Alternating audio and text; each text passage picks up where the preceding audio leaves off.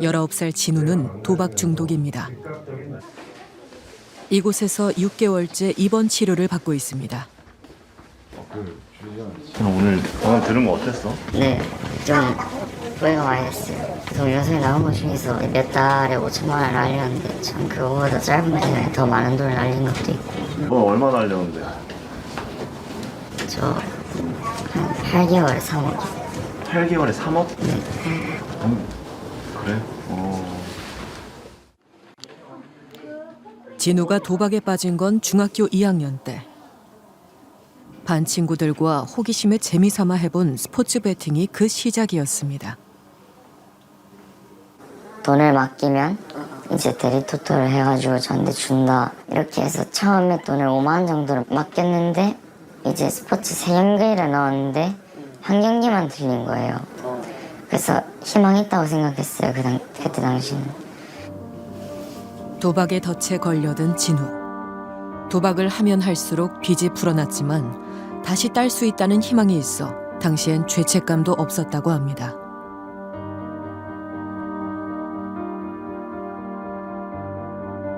아버지한테 부탁한 금액, 할머니한테 부탁한 금액들이 이제 3억이 다 되니까 배팅에서 따면 돌려주자 이런 생각으로 했던 게 돈을 잃어가지고 한꺼번에 7천만 원을 잃고 극단적 선택을 시도했던 진우.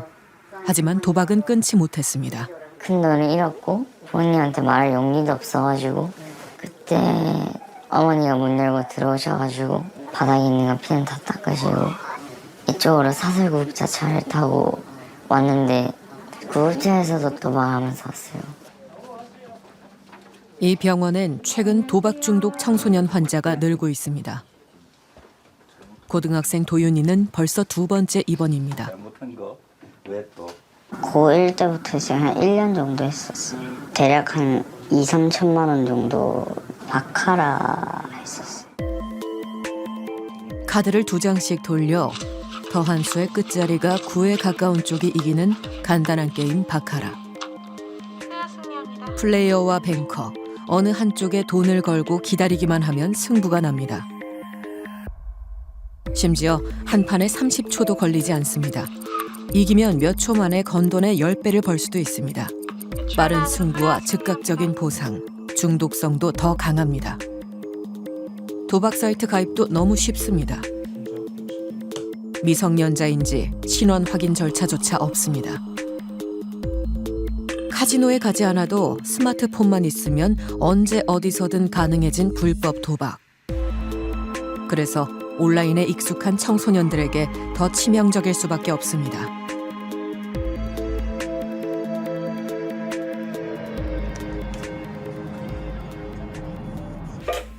지금부터 음성을 확인하겠습니다.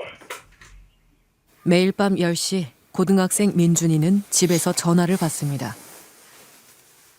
0123456789 0123456789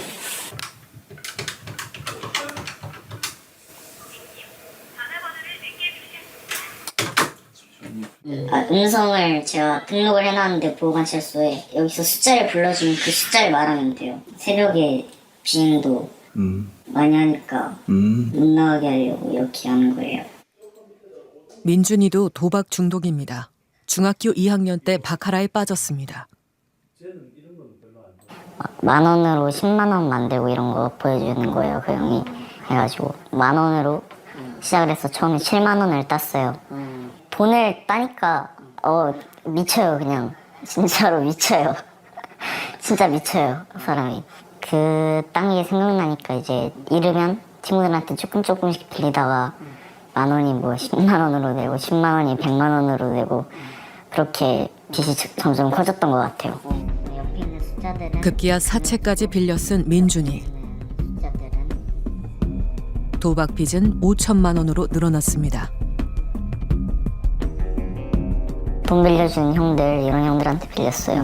50만 원 빌리면 150만 원으로 갚아야 된다 이러면 도박을 너무 하고 싶으니까 150도 오케이 하고 따서 갚으면 되지. 에이 몰라 이런 식으로.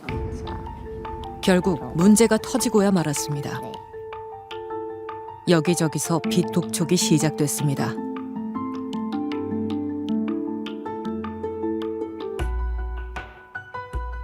대안이 없었던 민준이는 가출했고 절도를 저질렀습니다. 아무 생각 없이 미쳐가지고 했죠. 집안이 발칵 뒤집혔습니다. 2,500만 원을 부모님이 우선 변제했습니다.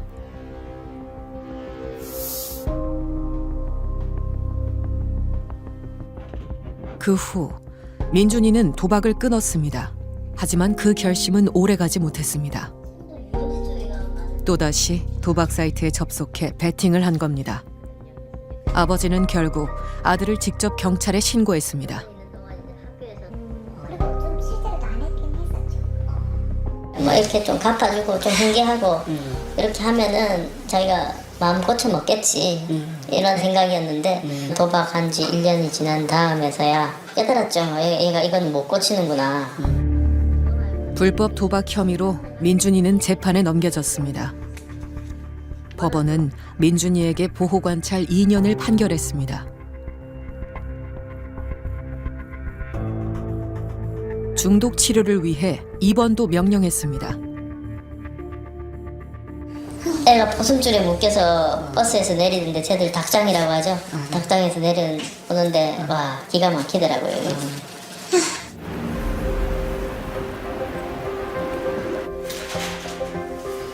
민준이 부모님은 아들을 위해 이사를 결심했습니다. 아버지의 마음이 무겁습니다. 그래, 환경이고.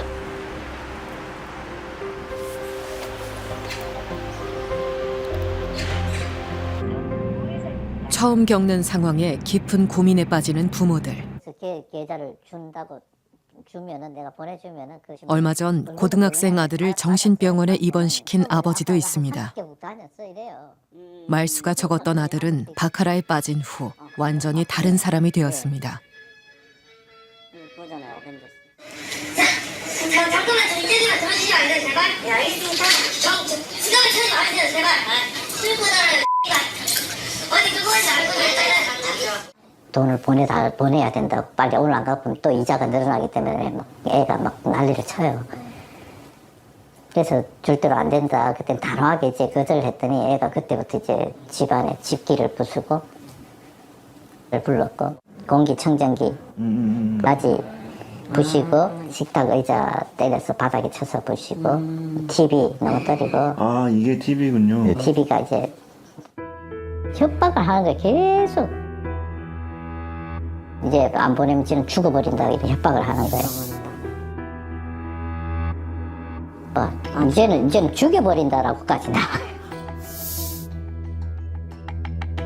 계속 기다려라 사랑으로 보듬어 줘라 이렇게 하는 사람도 있고 또 어떤 사람은 아예 철저하게 그냥 외면을 해버려라. 그러니까 우리로서는 이런 거 어떻게 해야 될지는 모르겠어요. 10대들은 도박에 중독되면 성인보다 더 빠져나오기가 어렵습니다. 아파트 복도에 짐을 한가득 내어놓은 어머니. 이거 다 옷이에요. 이것도 옷이고 여기도 옷, 이거 다 옷이고 이거 하나가 신발이에요. 이거 만져보면. 그러니까 이런 거야. 도박에 빠진 아들을 집에서 내보내기로 한 겁니다. 아들 모르게 현관 비밀번호도 바꾸었습니다. 이제 안 열리잖아요. 이렇게 돼 있어요. 그냥 이 짐을 다 쌌어요. 고등학교 2학년 때 바카라에 중독된 아들은 성인이 된 지금까지 10년째 계속 도박을 하고 있습니다. 도박 빚은 이미 감당할 수준을 넘었습니다. 걔네 아버님이 돌아가셨는데 그 사망보험금이 6천만 원을 이제 반만 빌려달라 한 거야. 그거 갖고 와서 한 며칠 만에 싹 잃었나 봐요. 그러니까 그걸 또 딱 다시 복구하겠다는 마음으로 다시 6천만 원을 또 빌린 거야. 그래서 그걸 다 갖다가 이제 쓰고 다 날렸어. 사채돈을 끌어쓴 거며 뭐며 해서 2억에서 조금 빠지는 2억이 되더라고요. 집에 가압류 딱지가 붙었고 어머니는 집을 담보로 대출을 받아 아들의 빚을 갚았습니다. 그리고 아들을 분가시키기로 했습니다. 집에 딱지가 다 붙어 있었어요. 또 이렇게 경매 딱지 딱 들어올까 봐요. 사채돈 쓰고 그러면 그러다가 이렇게 있다가 또 한 번 딱 치고 들어오면 그때 이제 나만 당하는 거죠. 아들에게 냉정해지기로 결심한 어머니. 그런 어머니에게 며칠 전 아들의 문자가 도착했습니다.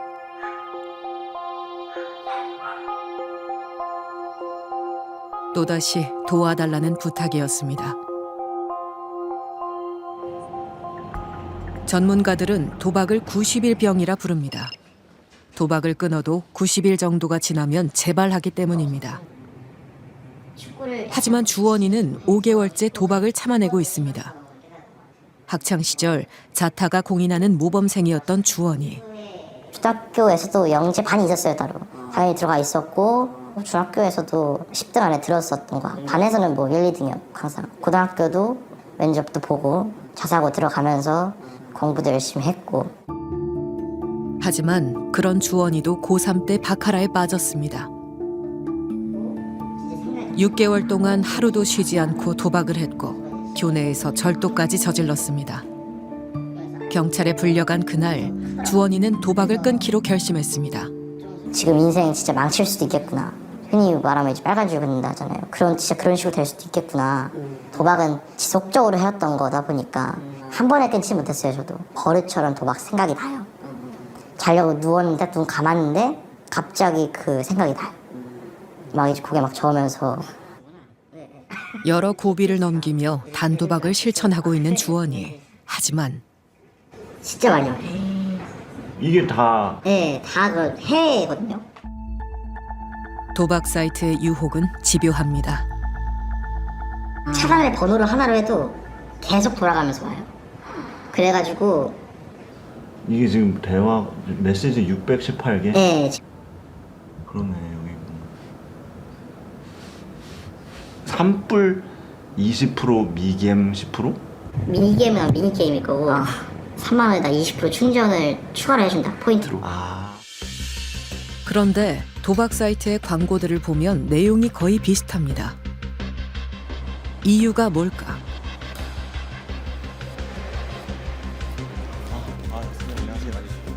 우리는 10년 넘게 불법 온라인 도박 사이트를 설계하고 운영해온 사람을 어렵게 만날 수 있었습니다.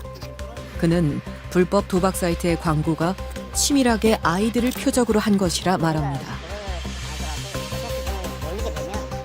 애들은 딱 성향들이 있어요. 딱 포인트 더 달라 그러고 조금씩 까면서 맞으면 바로바로 그냥 돈 많은 돈 환전하거든요. 포인트를 더 주겠다, 뭐 꽁머니를 더 주겠다. 그러다가 이제 애들이 이제 한 100만 원 따면 이제 그때부터 애들이 잘못되는 거예요. 한 번 맛을 보고 나면 애들은 계속 그것만 생각되는 거예요. 뭐 숫자가 연상되든가 칠판에 공이 움직인다든가. 그러다 보면 이제 어른으로서 잘못된 부분이지만 이용해 먹기는 엄청 빠르죠. 최신 영화나 드라마를 공짜로 볼 수 있는 사이트는 좋은 미끼입니다. 예능 프로그램들이 쫙 있고 이 위에 보면 이렇게 다 불법 광고들이거든요. 공짜 콘텐츠를 이용해 아이들을 유인하려는 겁니다.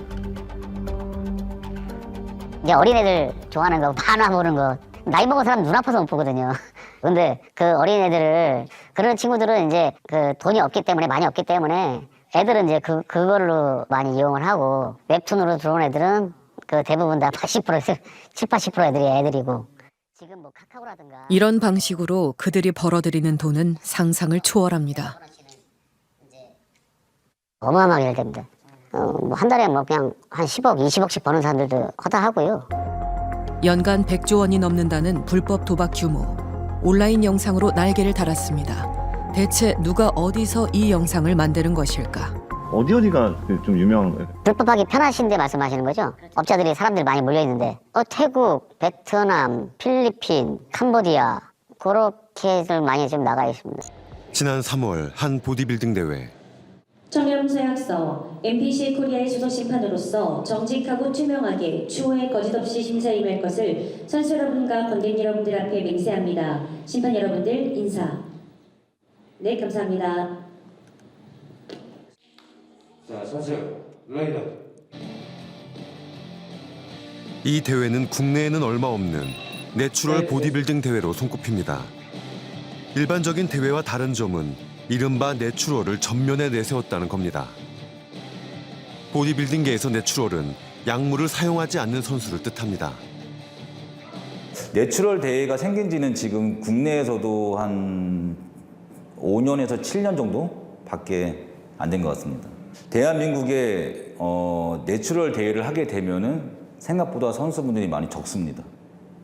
그러니까 그동안에 약물을 쓰신 분들이 너무 많다 보니까 이런 도핑 테스트를 안 하는 대회들은 많이 출전을 하는데 그래서 이제 선수층이 아무래도 좀 적습니다. 무대 뒤 참가자들이 마지막 비짓땀을 흘립니다. 이들은 모두 약물을 사용하지 않는 이른바 내추럴 선수들. 이들이 이 대회에 출전한 이유는 약물을 사용한 이들과 같은 무대에서 경쟁하기 힘들 만큼 근육의 차이가 크기 때문입니다. 지금 한 14년? 네, 14년 됐습니다. 고등학교 3학년 때부터 시작했습니다. 하는 만큼 얻어갈 수 있는 게 매력이 있는 것 같습니다. 내가 노력하는 만큼 조금씩이라도 얻어갈 수 있는 게 제일 매력적인 것 같습니다. 이 대회는 내추럴 대회인 것 같은데 약물을 쓰는 대회도 있더라고요. 그렇죠. 그거에 쓰는 건 어떻게 되나요? 근데 이런 내추럴 대회만 안 나오면 뭐 자기 선택이니까 괜찮다고 생각합니다. 본인은 꺼지기 위해서 부작용이 없다면 사용하실 의향이 있으신가요? 아니요, 안 쓸 것 같습니다. 그냥 공정한 것 같아서 이게. 대회 참가자들은 도핑 검사를 받아야 합니다. 신호유기 선수님이 한번 넣어주실게요. 넣어주시면 됩니다. 번호랑 이름, 성함 확인하셨죠? 네. 저희 2달 뒤에 메일로 공지해드릴게요. 네. 사실상 저희가 한번 대거 적발을 하는 바람에 저희에 대한 신임이나 믿음도가 많이 올라갔죠. 네. 여기서 저희 이제 스태프들에게 와서 소변 검사를 직접 받고 그리고 이제 집으로 귀가하는 시스템이고요. 저희가 그 받은 소변은 그날 당일 저희가 바로 이제 사설기관 연구소로 이동을 시켜서 이제 검사를 진행을 하고 2달 뒤에 선수들한테 메일로 도핑 검사 결과를 진행을 하고요.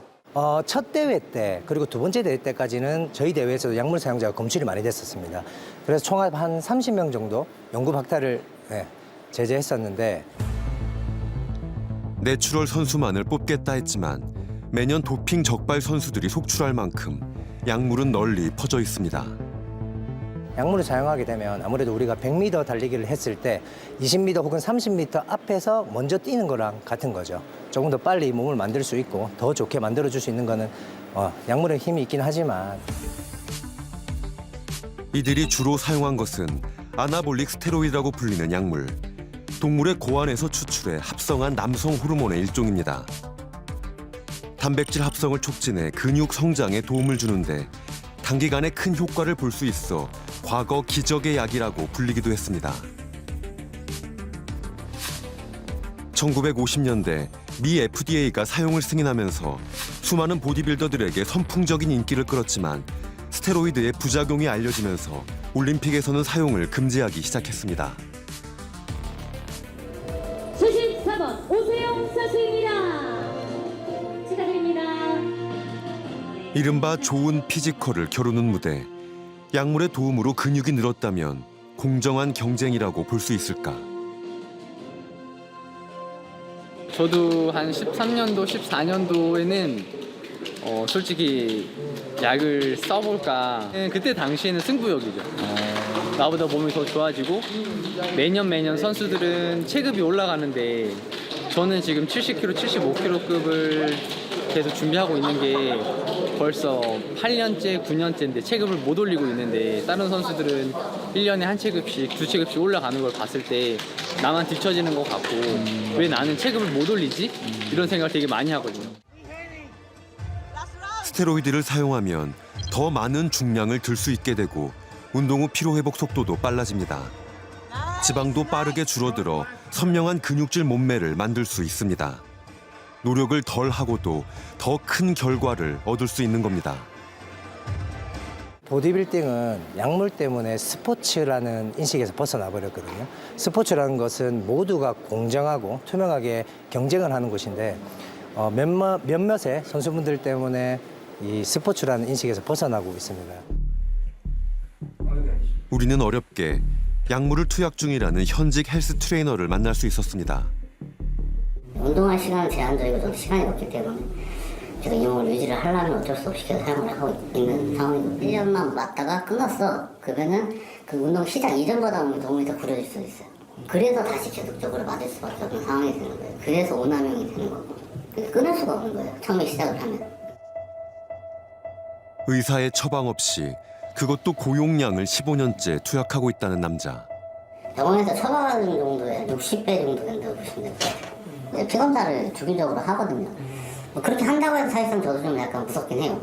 이게 언제 나타날 수 있는 부작용인지 사실상 알 수가 없기 때문에 그래서 저 같은 경우는 영양제들은 다 챙겨 먹고 있는 상황이죠. 병원에서 맞을 수 있는 황탄화, 모든 황탄화는 다 맞고 있어요. 뭐 배곡 주사라든가 뭐 신데렐라 주사 이런 것들이 따로 제가 이제 구해서 집에서 혼자 놓고 있죠. 지난 88 서울 올림픽 당시 세계 신기록 보유자 칼 루이스와 벤 존슨의 대결을 기억하실 겁니다. 치열한 접전이 예상됐지만 벤 존슨은 세계 신기록을 세우며 칼 루이스를 여유 있게 제쳤습니다. 하지만 새로운 육상 스타의 탄생은 3일을 넘기지 못했습니다.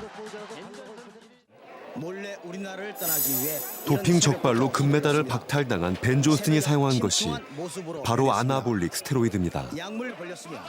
안전 요원들까지 뒤엉켜 일반인들의 90%는 이 약물이 무슨 부작용이 있는지 모를 거예요.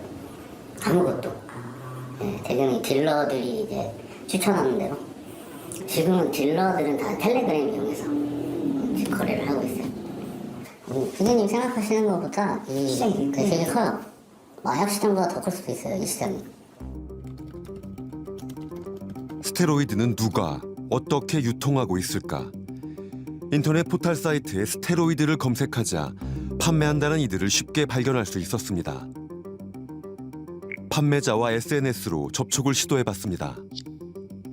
3개월 안에 근육질 몸을 만들 수 있냐고 묻자 주사제와 알약 모두 구입 가능하다고 답합니다.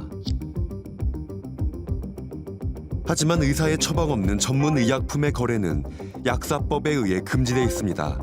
구매자도 과태료를 물어야 합니다. 지난 2019년 유명 보디빌더들이 고백한 약물 사용이 화제였습니다. 그냥 저는 다 오픈을 할게요. 중요한 국제 무대를 앞두고 저는 단백동화 1cc와 테스토 1cc를 주 2회 이렇게 투약을 했습니다. 처음 사용했던 스테로이드 용량은 남성 호르몬 주당 1cc, 단백동화제 주당 1cc, 경구제를 매일 30mg, 인바디상 근육량이 3에서 4kg 정도 늘었지. 고용량의 스테로이드 사용으로 목숨을 거는 프로보디빌더들도 나는 인간의 한계에 도전하는 도전자들이라 응원을 보내. 결국은 보여지기 위해서 하는 거예요. 성형하고 다를 바가 없어요. 그냥 멋있어지고 싶어서 사용했죠. 수영장을 가요. 헬스장을 가요. 그러면은 배우가 좋아요. 사람들이 다 쳐다보고 저도 시선을 느끼면서 걸어다니고 재밌는 거예요. 재밌고 즐겁고. 하지만 이른바 약2 이후 오히려 스테로이드의 효과가 알려지면서 스포츠계를 넘어 일반인들에게까지 번지고 있는 상황. 이 정도 약물을 쓴다고 한다면은 한 6개월 안에 되지 않을까요? 일반인들이. 이제 5년 정도 한 거 같아요. 저도 뭐 바뀐다고 생각은 하는데 이제 사람 욕심이 끝이 없다 보니까 계속 그냥 더 좋아졌으면 하는 그런 바람이 좀 있습니다. 일반 회원에게 스테로이드를 권유하는 트레이너까지 등장했다고 합니다. 이제 몸을 많이 잘 만들어야만이 외부적으로 저희가 홍보할 수 있잖아요. 바디 프로필을 찍어가지고 뭐 이런 몸을 만들어 드릴 수 있습니다. 근데 그런 과정에서 부작용이 없다. 이게 단정 지어버리니까 회원들은 그걸 또 믿고서 그냥 복용을 했는데 거기에 대한 부작용은 엄청나게 큰 거죠. 수많은 대회를 휩쓸었던 13년차 보디빌더 오성진 씨. 요게 옛날에 그랑투리라고 해가지고요. 여기서 이제 1등끼리 붙어가지고 거기서 1등을 하면 주는 거예요. 오버롤이라고 해가지고. 그도 과거 스테로이드를 투약했습니다. 약물 사용 선수와의 경쟁에서 지고 싶지 않다는 마음에서였습니다. 이후 수많은 대회에서 트로피를 손에 쥐었습니다. 하지만 그 선택은 상진 씨의 몸과 인생에 돌이킬 수 없는 상처를 남겼습니다. 운동 모임 같은데 이제 딱 전문 선수를 만났는데 이제 거기에서는 내추럴로 이렇게 하기 힘들다. 전문적으로 해보지 않겠느냐. 그때 처음으로 이제 약을 접했죠. 처음으로 2등을 했어요. 약 하기 전에. 2등을 했는데 이제 1등 모험들도 크고 막 이러니까 거기서 이제 욕심이 나니까 그때는 와 진짜 젊은 혈기에 너무 올인이 돼 있다 보니까 죽어도 좋다 막 이런 마인드로 그냥 약이 무서운 건 알고 있었지만 죽어도 좋다 이런 마인드로 찾아가서 제가 직접 약을 맞은 게 아니라 거기에서 이제 놔줬어요. 약물 사용 후 스스로의 한계를 뛰어넘는 경험을 했습니다. 하지만 압도적인 변화엔 대가가 따랐습니다. 제가 몸무게가 80kg인데 체중 거의 3배 가까이 들었어요. 그때 사진도 있는데 봉이 이렇게 휠 정도로 스쿼트 같은 것도 그때 240, 데드리프트 250. 그게 들릴 수밖에 없는 게 약의 힘 때문에.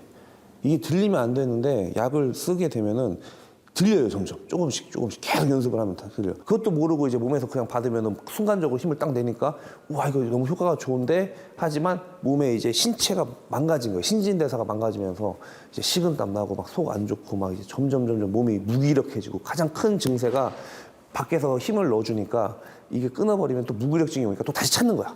아 이거 맞으면 이거 집중해서 운동할 수 있는데 내가 집중력이 떨어지네. 이거 안 맞아서 그런가 보다. 이러면서 다시 또 찾는 거지. 건강해 보이는 겉모습과는 달리 내 분비계가 파괴되는 호르몬의 치명적인 부작용이 따라왔습니다. 무정자증으로 불임 치료까지 해야 했습니다. 일단 집사람이랑 그때 아이가 없었거든요. 근데 이제 정자도 하나도 안 보이고 그래가지고 그때 이것 때문에 너무 안 돼가지고 충남대학교 병원에서 수술도 받았어요. 거기 남성 호르몬 해주는 거예요. 호르몬이 이제 불균형이 망가진 거죠. 스테로이드의 부작용은 약물 대사로 인한 장기 손상까지 인체에 광범위하게 영향을 미칩니다. 미 FDA는 아나볼릭 스테로이드의 부작용을 꾸준히 경고해왔고 오남용을 막기 위해 아나볼릭 스테로이드 관리법을 제정해 사실상 마약류로 취급하고 있습니다. 아나볼릭을 많이 쓰면 남성 호르몬을 많이 쓰면 몸에서 남성 호르몬이 안 만들어집니다. 억제를 하면 생성을. 그렇기 때문에 이 무정자증에 빠지게 됩니다. 또 그다음에 심장 내에 심장이 변형이 되기 때문에 심장 내 전류 흐름에 왜곡이 됩니다. 그러면 쉽게 심장마비가 많이 걸리고요.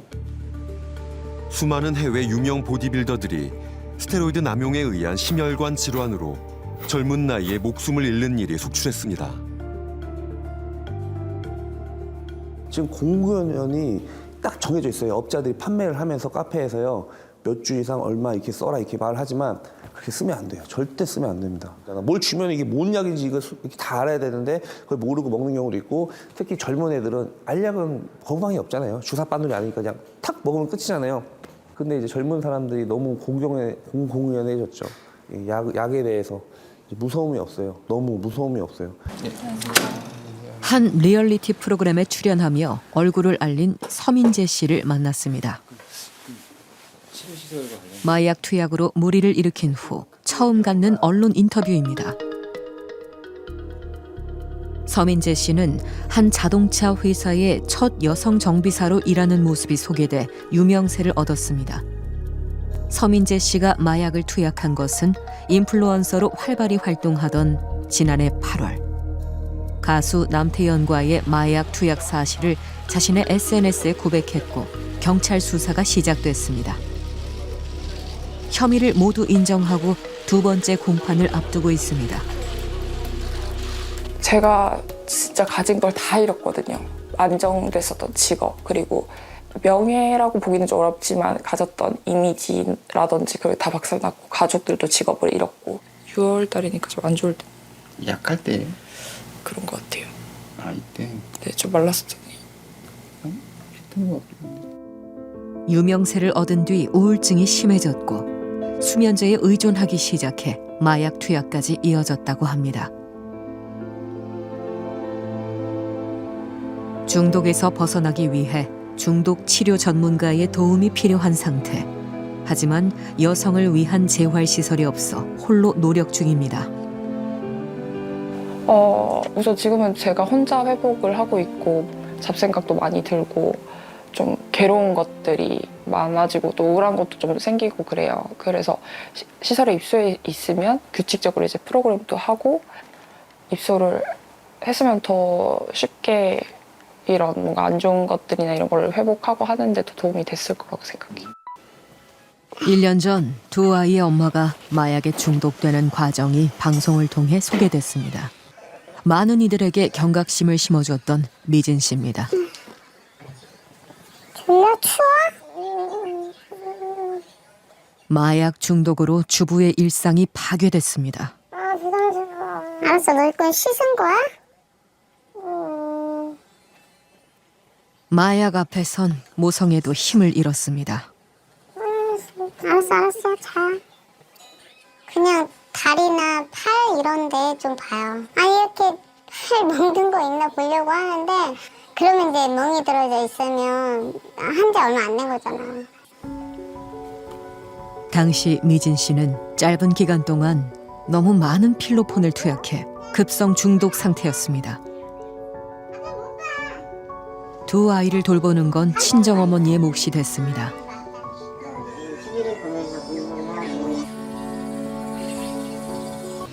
안녕하세요, 미진입니다.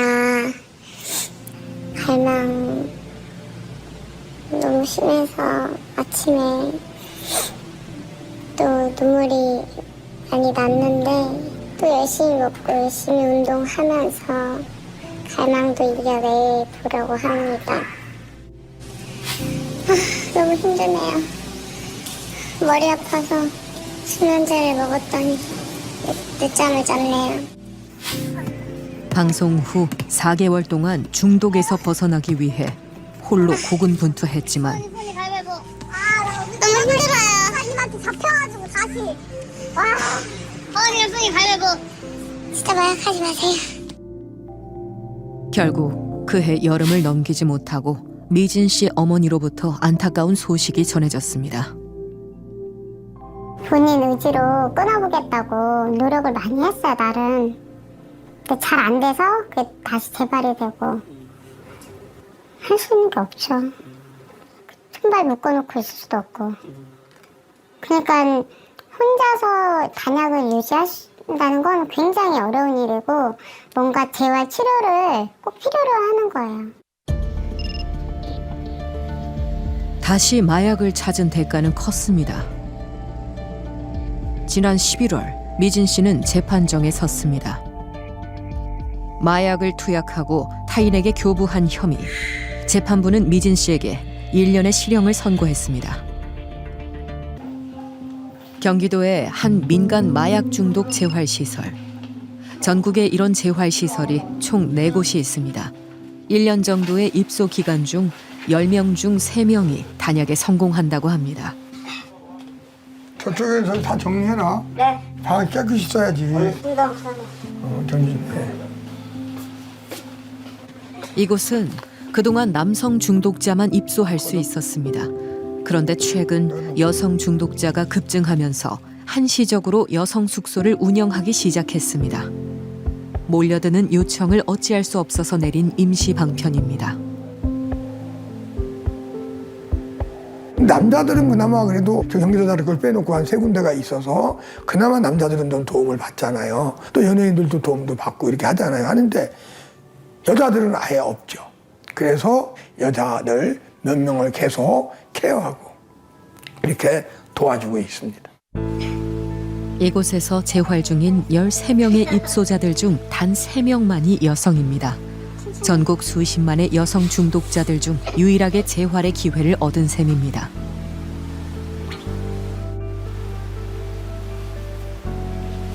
이게 저희 다 저희 집이에요. 뭐 화장품이 많죠. 여자들이 어쩔 수 없어요. 누가 제일 미용에 관심이 많아요? 아무래도 저인 것 같아요.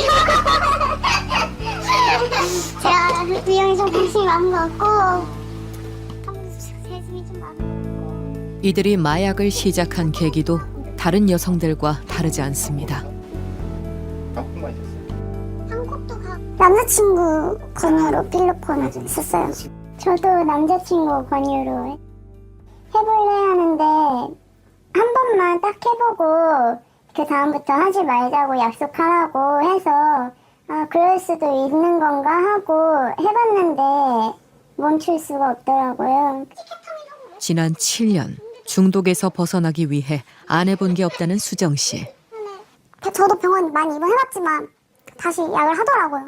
기본적인 저희가 약을 하게 되는 생활 습관이나 사고 방식들을 아예 뜯어 고쳐야 약을 안 할 수 있는 건데 병원에 입원한다고 그런 게 고쳐지지 않아요. 다시 나오면 똑같이 살게 돼요. 수정 씨는 이곳에 입소한 뒤 처음으로 6개월 단약에 성공했습니다.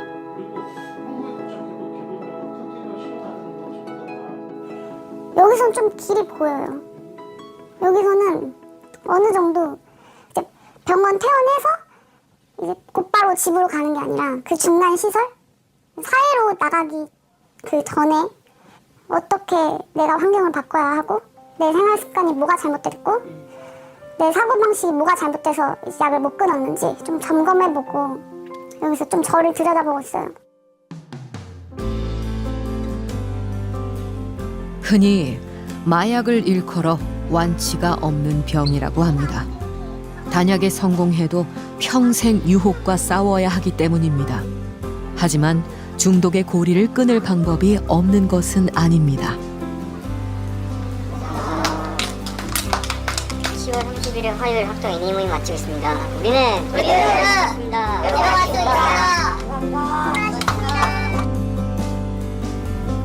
마약을 경험한 뇌는 삶을 살아가다가 힘든 감정에 맞닥뜨리게 되면요, 생물학적으로 신경계통의 작용에 의해서 자동적으로 그걸 당장 탈출시켜주는 그 마약에 꽂히게 되고 그걸 집요하게 탐닉하게 하는 그 구조가 형성이 돼버린 거거든요. 고통과 괴로움 속에서 하는 게 마약이라는 걸 이해하는 게 중요해요. 그 얘기는 뭐냐면 우리 사회가 이들을 악마시하고 내쫓으려고만 한다고 한다면 이분들의 삶이 구석으로 몰리면 몰릴수록 그 안에서 더 썩고 퍼지게 되는 거거든요. 얼마나 빨리 개입해가지고 빨리 치료하는가 되게 중요한 거니까 이것들을 그들이 잘 치료받을 수 있는 시스템과 사회적 분위기가 돼야 된다는 거죠. 전문가들은 치료야말로 가장 강력한 마약 예방책이라고 말합니다. 마약 중독자를 범죄자로 낙인 찍고 격리하는 것만으론 우리 사회 곳곳에 뻗어나가는 마약을 막을 수 없다는 겁니다. 우리보다 앞서 마약과의 전쟁을 치른 미국이나 유럽의 국가들은 강력한 처벌로 마약을 막지 못했습니다. 마약을 근절하려면 재범률에 주목해야 하고 그러려면 근본적인 대책, 즉 치료와 재활 인프라가 뒷받침돼야 합니다. 마약 중독자가 중독에서 벗어날 수 있도록 치료받게 하고 사회 재활을 돕는 것은 법이 명시하고 있는 국가의 의무이기도 합니다. 더 늦기 전에 지금이 바로 마약 확산을 막을 골든타임입니다. 민철 씨가 일을 마치고 돌아옵니다. 34살 변호사인 그는 퇴근길에 늘 그날 먹을 술을 삽니다. 하루 일을 끝내고 반주를 즐기는 애주가라고 합니다.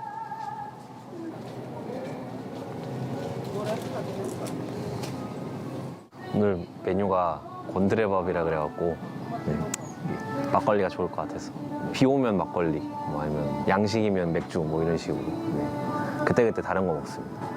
그 작은 거 마지막에 더 네. 드셨잖아요. 네네.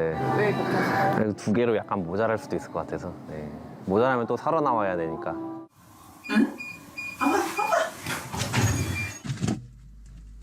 식사를 준비하는 민철 씨 가족.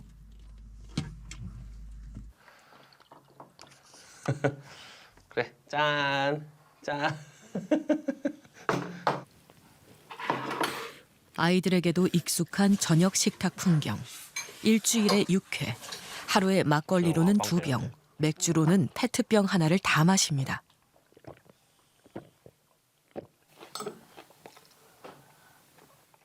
저거 다 먹을 거야? 이거? 응. 사온 건 먹어야지. 나 애들 재우고 먹을게. 오늘은 나가서 사오지 마. 알았어. 사온 술을 저녁 자리에서 다 마시지는 않습니다. 아이들을 씻기고 재우는 걸 술 때문에 미루지도 않습니다.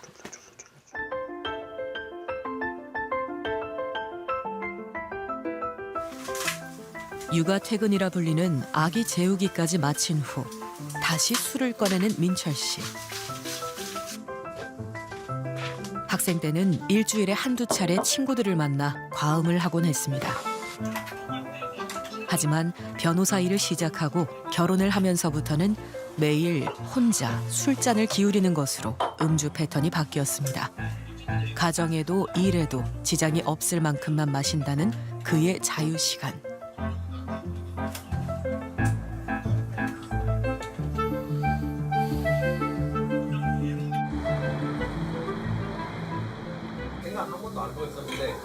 오랜만에 친구들을 만났습니다. 자주 먹어서 그런 거 아니니까 우리 의식 엄청 하는 것 같아요. 수미가 약간 너가 데려다 줄 때 택시 태울 때 토해가지고 택시 또 한 거야? 뭐 근데 뭐 흔한 일인가? 그렇게 뭐 큰 일은 아니네. 강변북에 차 정차하고 과거든. 새로 스쿨 1학년 때 형들이 술을 많이 타줬어. 그래갖고 그냥 다 얻어먹고 다니는데 그 형들은 이제 나 술 사주면서 공부는 알아서 다 하고 있었더라고. 그때 많이 먹어. 맨날 술 먹다길래 로스쿨에 그런 사람들이 있냐 그러니까 로스쿨에 그러면 다음 달 수업을 안 들어갔어. 다 들어갔지. 취향. 들어갔다고? 취향이라고? 되게 묘한 그냥 머리 한 번이랑 똑같이 했는 거 같이 했어. 끝나가는 술자리. 민철 씨가 계속 술을 따릅니다. 9시네 벌써.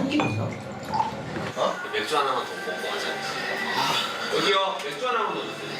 아니 너 미안한데 너 알코올 중독인 것 같은데? 아니라는 걸 이 방송을 통해서 증명하겠어. 젊고 멀쩡해 보이는 그는 그저 애주가일까? 아니면 정말 알코올 문제가 있는 것일까?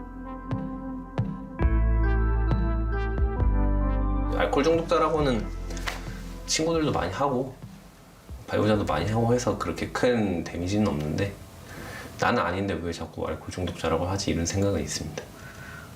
본인은 이제 아무 피해를 입히지 않으니까 괜찮다고 얘기는 하지만 제가 보는 가장 큰 문제는 거의 매일 마시는 거. 그리고 마실 때 음주량이 많다는 거. 술 끊어볼 혹시 계획이 있으세요? 어떠세요? 끊어볼 계획은 없습니다. 계속 싫어하면은 좀 줄여볼 계획은 있는데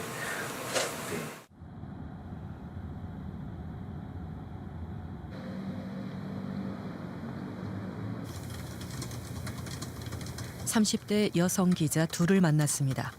이들은 최근 한국 사회에 유독 멀쩡해 보이는 알코올 중독자가 많다는 기사를 썼습니다. 현장에서 느낀 문제의식에서 출발한 기사라고 합니다. 이건 저예요. 이건 저희 손. 이건 저예요. 네. 술 잘 먹기로 알려진 기자라는 직업. 언론을 업으로 삼는 30대 여성 셋이 술과 일에 대해 이야기를 나눠보았습니다. 정작 술을 잘 하지 못한다는 두 기자에게는 일을 배우며 어려운 순간이 많았습니다. 그러니까 공무원들을 만나거나 하면은 그러니까 기자님들은 술 많이 드시죠? 이러면서 자기들도 그 편견이 잡혀서 일단 술을 주문하는 거예요. 본인은 별로 안 좋아하는데. 맞아요. 선배 한 분이 생각나는데 예전에 어떤 이제 국회에서 점심 저녁 약속을 진짜 열심히 잡으시는 거예요. 점심 때 보좌관이랑 먹고 저녁에는 또 국회의원이랑 먹고 안 그러면 불안하다고. 왜냐면은 기자들은 매일 발제를 해야 되는데 매일 아침 내가 오늘 이 기사를 씁니다 이렇게 발제를 해야 되는데 실력과 저녁 약속이 없다? 이러면 좀 무능력한 자라는 일을 잘하기 위해 술을 마셔야 하고 술을 마시고도 일은 잘해야 했습니다. 제가 주량이 워낙 작으니까 맥주를 몇 잔 마셔도 벌써 취한 상태였어요. 근데 집으로 가지 않고 이제 다시 사무실로 들어와서 까먹을까봐 다 미리 써놓고 술 많이 먹으면 약간 뇌가 정지되잖아요. 숙취도 있고 아니면 뭐 지각할 수도 있고 너무 많이 마시면 그게 너무 신기한 것 같아요. 다들 어떻게 그렇게 술을 많이 먹고도 기사를 쓰고 맞아. 아침에 이제 보고를 하는지 저도 일 위해서 술을 그렇게 먹고 다음날 또 그렇게 먹고도 또 일을 잘하고. 이른바 일하는 알코올 중독자들의 나라 한국. 번듯한 직장에서 제 역할을 해내는 이들을 고기능성 또는 고도 적응형 알코올 중독자라고 부릅니다. 소셜 롤을 잘 이제 수행을 하고 크게 뭐 어떤 그런 뭐 폭력적인 행동이나 뭐 폭언이나 이제 이런 것들을 잘 하지 않는다는 의미에서 이제 고도 적응형 알코올 중독자라고 하는데 제 환자분들 같은 경우에 뭐 의사 선생님인데 이제 높은 교수가 된 다음에 뭐 알코올 중독이 돼서 입원을 한다든지 뭐 대기업 임원인데 은퇴 후에 이제 알코올 중독자가 이 병이 너무 심해져서 입원을 한다든지 뭐 그런 이제 경우가 부지기수로 많거든요.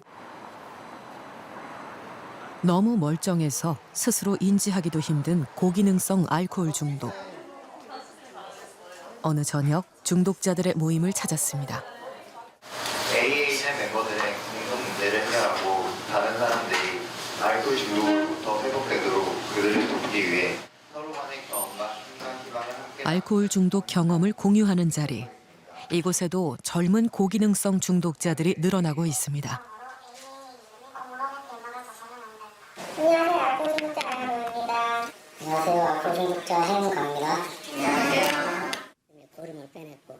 처음에는 일상에서의 기능이 눈에 띄게 손상되지는 않았습니다. 그래서 끊을 필요성도 느끼지 못했습니다. 집에서 이렇게 술을 마셨는데 소주 한 2병에서 3병 정도 매일 밤 수면제처럼 마시고 잠들고 이거를 한 7년 정도 반복을 했었어요. 직장 생활하는데 뭐 문제가 생기지는 않으셨나요? 처음엔 젊으니까 진짜 괜찮아서 20대까지는 왜냐면 제가 그렇게 술을 마시는 건 다른 사람한테는 절대 말을 하지 않았어요. 집에서 혼자 술을 마신다는 자체를 철저하게 숨겼어요. 그 일주일 동안 열심히 공부를 하고 받은 모든 스트레스를 이제 주말에 이제 뭐 금토 이렇게 하루 이틀 술 마시면서 스트레스를 풀다가 결국 학업을 계속 할 수 없는 상태가 돼서 뭐 학교도 다 결석을 하고 뭐 시험도 이제 못 보고 해서 이제 학기를 패스하지 못했고 결국은 이제 병원에 입원을 하게 되면서 중단이 된 건데 내가 얼마나 그 사회적 위치가 되든 뭐 돈이 얼마나 있든 내 머리가 얼마나 좋든 이건 병이기 때문에 뭐 그런 조건들하고는 상관이 없거든요. 고기능성 알코올 중독자들의 특징은 술 마시는 삶과 타인에게 보이는 삶을 확실하게 구분해서 좋은 평판을 유지한다는 겁니다. 하지만 숨기는데도 한계가 있습니다. 발견 시기가 늦어질 뿐 알코올 중독은 계속 진행되는 병이기 때문입니다. 소득이 낮을수록 중증 알코올 중독이 될 확률이 높다는 사실도 마음을 무겁게 합니다. 밤낮 없이 일하고 술 한 잔을 위로로 삼던 것이 인생을 망가뜨리는 중독으로 이어진다면 너무 가혹한 것 아닐까요? 전문가들은 이처럼 알코올이 사회적 폐해를 증가시킬 때 해야 할 질문이 있다라고 말했습니다. 국가는 선량한 중재자의 역할을 하고 있는가? 술로 인한 사회 경제적 비용을 계산하고 거기에 맞는 공공의 투자를 해나가고 있는가 하는 것입니다. 새벽 5시 한 병원.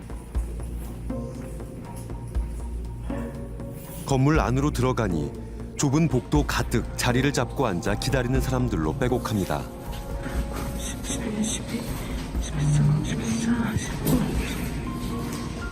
아예 돗자리와 담요까지 준비해 잠을 자는 사람들도 보입니다. 병원 진료를 받기 위해 전날 밤부터 줄을 서는 겁니다. 매일 밤 벌어지는 일이라고 합니다. 저희 지금 오면 너무 늦은 거 아니에요? 그래도 진료 받을 수 있어요? 받을 수 있어요. 받을 수 있어요? 근데 오늘은 못 받아요. 오후에 받아요? 네. 오늘 좀 적은 것 같은데? 평일에는 더 많아요? 평일도 이 정도예요. 새벽 6시 이미 70명 이상의 환자들이 앞자리를 선점해 오후 진료만 받을 수 있습니다. 이 병원은 일명 다이어트의 성지로 불리고 있습니다. 저분들은 몇 시에 오신 거예요? 전날부터 저녁부터 그냥. 여름에 진짜 해리 여름에 성수기여서 그러니까 약탈 때 진짜 아니 그리고 여름에는 이거 밤새는 것도 힘들어. 여기 에어컨 안 틀어주거든요. 냄새나요 진짜. 총 몇 킬로 빠지신 거예요? 1년 정도 지나면 12kg 정도 빠져 유지 중. 환자들 중엔 1년 넘게 이곳에서 식욕 억제제를 처방받고 있다는 이도 있었습니다. 오전 7시 병원 직원이 순서대로 번호표를 나눠줍니다. 오후 접수까지 마감되고 뒤늦게 온 환자들은 발길을 돌려야 했습니다.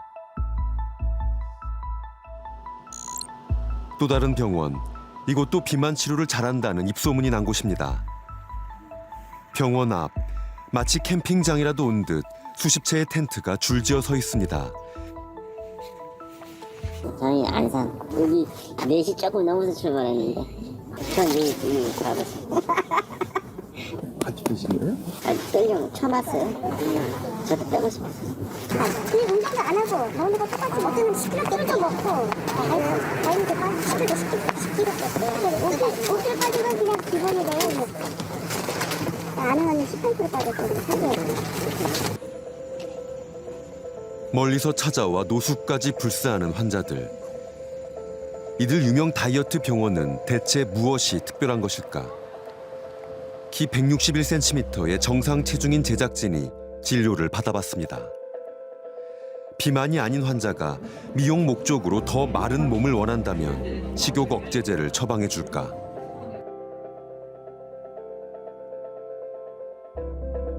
부작용 같은 건 없을까요? 부작용 많죠.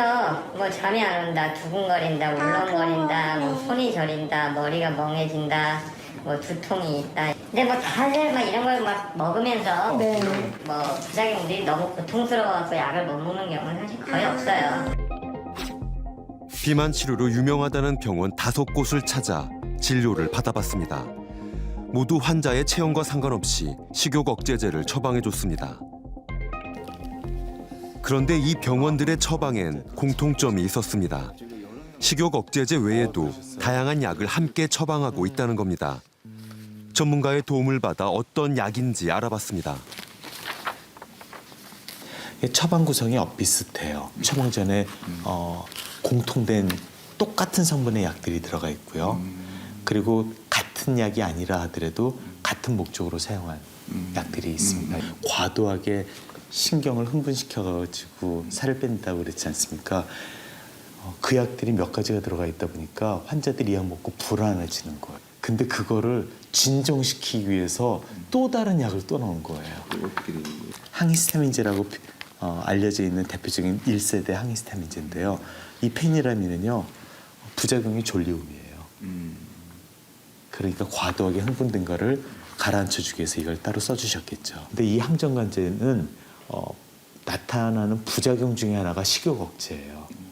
그렇기 때문에 이 안에 들어가 있는 항정관제는 남용되고 있는 거죠. 자기 목적대로 쓰이고 있는 게 아니라 식욕을 떨어뜨리기 위한 부작용을 활용하고 있는 건데 그 부작용은 안정성이 검증되지 않은 부작용입니다. 5곳 병원 모두 향정신성 의약품인 식욕 억제제를 처방했고 우울증, 간질, 당뇨 치료제에 이뇨제, 소화제, 감기약 등 다양한 약을 함께 처방했습니다. 유명하다는 병원에 가면은 약사가 볼 때는 어떻게 하면 더 많은 위험한 약을 부작용 없이 잘 집어넣어놨느냐에 따른 것 같다는 생각이 들 정도로 너무 아슬아슬하게 처방들을 많이 내놓습니다. 한 번에 최대 14정을 복용하는 것이 괜찮은 것일까? 무엇보다 정상 체중인 환자까지 미용을 목적으로 마약류 식욕 억제제를 복용해도 되는 것일까? 저희는 억제제 그렇게 많이 안 쓰려고 노력을 해요. 약 가지수는 많은데 한 90% 이상은 하루에 2번만 드시라 말씀을 드려요. 먹으라고 하는 용량 정도로만 해서 드시면 별 문제는 거의 없어요. 그 마약류 식욕 억제제를 복용하고 부작용을 호소하시는 분들이 좀 있더라고요. 뭐 한 10만 명 중에 한 명. 부작용... 처음에다 얘기해줘요. 네? 처음에 약탈 때 다 얘기해준다고요. 원장님 근데 그런 거 통화는 안 하셔서 그냥 안 하셔도 될 것 같아요. 안 한다는 게... 이 약들은 의존성이 있어서 식약처에서 마약류로 지정해 관리하고 있습니다. 오남용을 막기 위해 가이드라인도 만들었습니다. 의사의 처방 없이 판매할 수 없고 불법 거래 시 마약류 관리법에 의해 처벌받습니다. 그런데 SNS에 식욕 억제제를 검색하자 판매한다는 이들을 쉽게 볼 수 있었습니다. 일명 나비약이라 불리는 제품은 시중보다 6배 이상 비싼 가격에 거래되고 있습니다. 만 16세 이하 청소년은 처방받을 수 없다는 점을 악용해 웃돈을 받고 판매하는 겁니다. 네네, 뒤에 타는 10개 맞죠? 더 있으세요? 아, 이것만 가지고 오신 거예요? 아, 이거 7만 원이었죠? 마약류 식욕 억제제의 거래는 5년 이하의 징역 또는 5천만 원 이하의 벌금에 처해지는 범죄행위입니다. 판매상에게 약의 구입처를 물었습니다. 병원에서 처방받았어요. 먹으려고 하다가 남은 거 파니까. 어떻게 누구한테 팔아요, 대부분? 거의 대부분 여자 학생이라는 거. 아, 여자 학생들이 연락 많이 와요? 아. 놀라운 것은 판매상 역시 10대 청소년이라는 사실이었습니다. 혹시 이거 판매하는 건 사실 문제 불법인 건 혹시 아세요? 몰랐어요. 많이 판매하시길래 몰랐어요. 아, 진짜? 혹시 지금 나이가 실례지만 19살. 네? 19살이.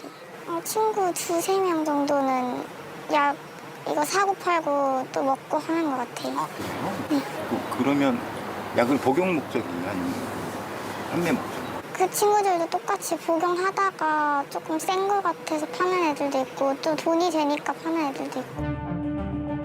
마약류 식욕 억제제가 단순히 살 빠지는 약으로 인식돼 10대 여성 청소년들 사이에서 유행하고 있는 상황.